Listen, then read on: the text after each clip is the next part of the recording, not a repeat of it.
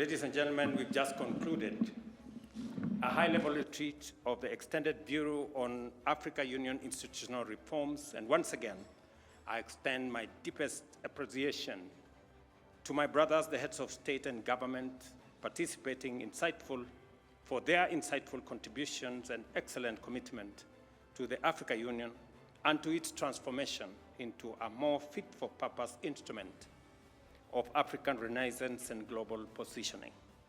Our shared commitment to reforming the Union is key to unlocking Africa's full potential. A reformed Africa Union will serve as the bridge to prosperity for all the African people. To this end, we must speak with one voice, act with unity, and remain steadfast in our vision. This retreat has been a defining milestone in our collective journey towards consolidating African Union's institutional reforms, and I am profoundly grateful for the productive deliberations, meaningful exchanges, and critical reflections that have taken place. Together, we have taken stock of our progress, objectively assessed our achievements, and identified areas where we must redouble our efforts. I note that reforming the Africa Union is not a solitary task, but a complex, interlinked, and shared undertaking that demands our collective resolve. If we pull together in unity and purpose, we shall deliver an efficient, effective, and responsive Africa Union that is fit to serve the member states and the people of Africa effectively. Throughout our discussions, we have identified key priorities that will shape our focus in the coming months, and today's outcomes represent a crucial step in mobilizing political will, fostering consensus, and building the momentum needed to finalize the remaining aspects of the reform. While commendable progress has been made, much remains to be done. To achieve lasting and impactful change, the Africa Union Commission Chairperson and the Commission itself, including the Executive Council and the Permanent Representatives Committee, must pull in the same direction and accelerate their efforts to implement what has been agreed upon with speed, precision, and efficiency. I thank the heads of state and government for supporting the establishment of the Committee of African Heads of State and Government on Institutional Reform. What we agreed today in this retreat is about four critical aspects that to broaden the ownership of the reform process and to enhance the momentum and to provide strategic leadership for the implementation process.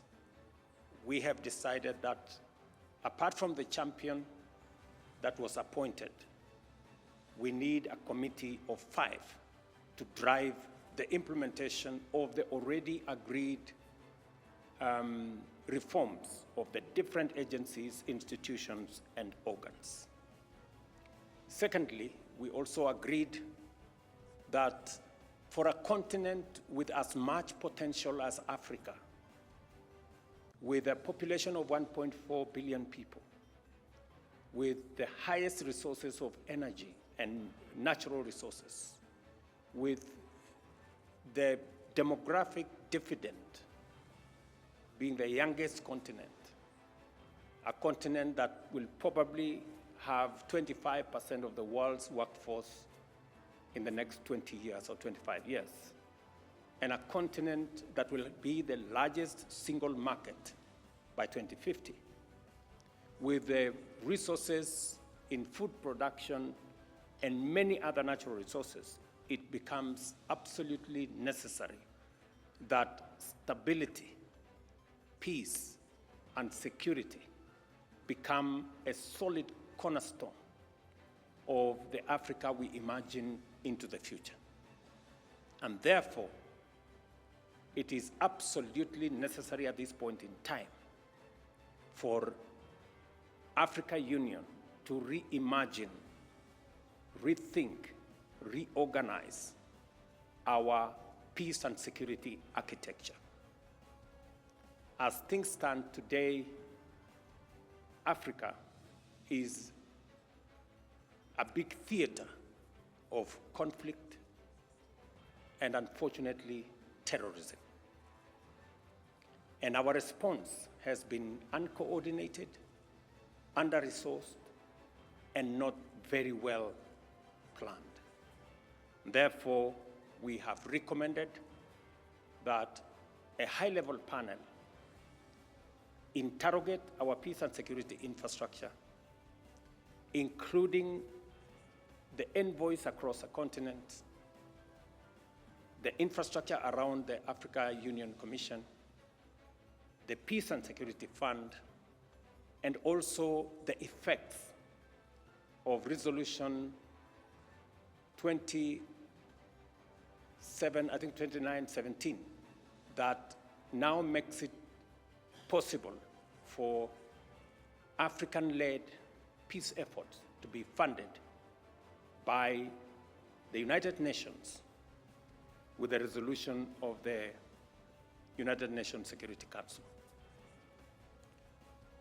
Because without and unless we deal with the conflicts in our continent, the threats and ravaging effects of terrorism in our continent, it will become almost impossible to undertake any meaningful investment or development or economic activity in our continent. And therefore, matters of peace and security are existential to us as a continent. It is also important that this retreat discussed the subject of financing for the Africa Union. We did undertake that we will finance 100% of the operational budget, 75% of the program budget, and 25% of the peace and security budget. But that has not been attained. Again, we have provided a framework, and I will be recommending to the summit of the heads of state and government next month on our suggestions on how we can plug the gaps and provide adequate funding and a mechanism for adequately financing the Africa Union. The third issue that we have agreed on is the operationalization of the Africa Court of Justice. As we all know, this is what was envisaged in the Constitutive Act of the Africa Union, and to provide clarity and to exercise judicial authority of the Union. The African Court of Justice and the protocols necessary for its implementation were concluded in 2009, and 16 years later, we have not been able to operationalize. I will therefore be making a recommendation for the operationalization of the African Court of Justice with the appointment of judges so that by June this year, we can have a mechanism for conflict resolution in our continent, especially on disputes between countries, disputes between institutions of the Africa Union, and a reference for the tribunals that currently exist. Once again, it is a very important forum that we have engaged in that will go all the way to a presentation on the Pan-African Parliament to make it much more accountable, to agree on the election process of members of the Pan-African Parliament, to look at the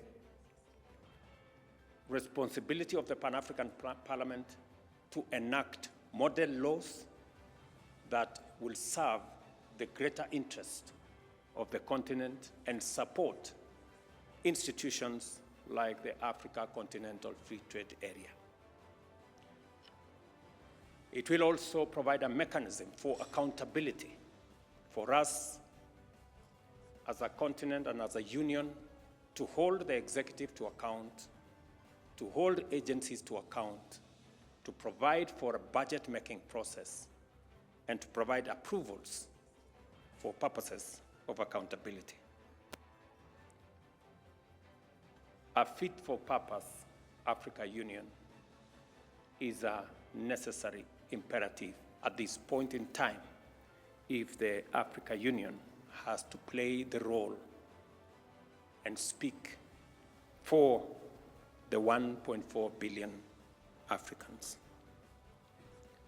We also reflected extensively on the burden of regional conflicts and threats of terrorism on our continent, and it is without a doubt that conflict remains a major obstacle to Africa's development. It must be confronted, and with all the capabilities and urgency that this continent can muster. I welcome this retreat's focus on rebooting Africa's peace architecture by establishing a panel of experts to propose modalities for strengthening the continent's current conflicts response and financing mechanisms. Only when Africa can decisively address the conflicts within our soil, including the ongoing grave developments in Eastern DRC and the Sudan, can it stand proud of its liberation. It is for this reason that we have agreed under the framework of the East African Community to convene an urgent extraordinary meeting and summit on the situation in Eastern DRC on Wednesday. I have consulted with heads of state from the East African Community and beyond, and we are all in agreement that now more than ever, it is an existential issue, not just for the people of Eastern DRC, but for this region. The situation in Eastern DRC now demands our collective focus. And as the chair of the East African Community, I will be convening this meeting, as I have said. Once again, I underscore my appreciation and gratitude to the colleagues who attended this meeting, and it was in the spirit of unity, and it characterized all the discussions that we had, and I am very confident that going to Addis, we should be able to make the necessary decisions to move this process forward. Thank you very much.